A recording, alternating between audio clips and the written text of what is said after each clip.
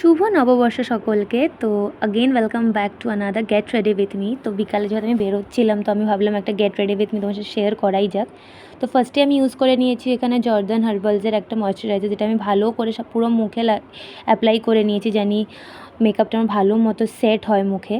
দেন আমি ইউজ করে নিই হচ্ছে পন্ডসের BB plus cream in the shade ivory, আর এটার সাথেই আমি ইউজ করি ল্যাকমি ইনভিজিবল ফিনিশ ফাউন্ডেশন।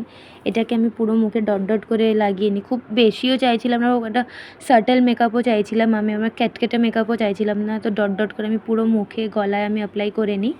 দেন আমি এটাকে ভালো করে ব্লেন্ড করার জন্য বিউটি ব্লেন্ডারের ইউজ করি সেদিনকে। এমনি দিন তো হাত দিয়ে আমি পুরো ফেসে অ্যাপ্লাই করিনি, সেদিনকে বিউটি ব্লেন্ডার ইউজ করেছিলাম। দেন আমি আমার এই সব মুখের সব কালো দাগ ধব্বা ছুপানোর জন্য আমি ইউজ করে নিই ব্লু হেভেনের ভ্যানিলা 101 একটা কনসিলার। আমি ভালো করে এখানে অ্যাপ্লাই করেছিলাম, কারণ সারা মুখে পিম্পলের একটা দাগ বসে গেছিলো। তো এটাকে আমি বিউটি ব্লেন্ডার দিয়ে ভালো করে আমি ব্লেন্ড করে নিই। দেন আমি এটাকে সেট করে নিই ইউজিং পন্ডসের একটা পাউডার। দেন যেহেতু নর্মাল লুক রাখতে চাইছিলাম, আমি জাস্ট ব্লাশারের ওপরে যে পাউডারটা এক্সেস মাঝে মাঝে থেকে থাকে সেটা দিয়ে আমি একটু হালকা পাতলা ব্রাশ করে নিয়েছি।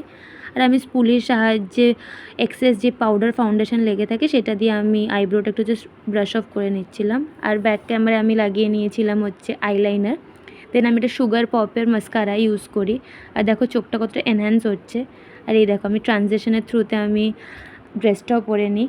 আর এখানে কমপ্লিমেন্ট করার জন্য অক্সিডাইজ ইয়াররিং। আর দেন আমি ইউজ করে নিই হুডা বিউটির একটা রেড রঙের লিপস্টিক। তো কেমন লাগলো লুকটা, একটা পনিটেল করে নিই যেহেতু খুব গরম বাইরে। লুকটা কেমন লাগলো আমাকে অবশ্যই জানিও কমেন্ট সেকশানে। আর ভালো লেগে থাকলে লাইক করে দিও, আর চ্যানেলের প্রথমবার এসে থাকলে একটু সাবস্ক্রাইব করে দিও। খুব তাড়াতাড়ি দেখা হচ্ছে নতুন একটা গেট রেডি উইথ মি এর সাথে। ততক্ষণের জন্য টাটা।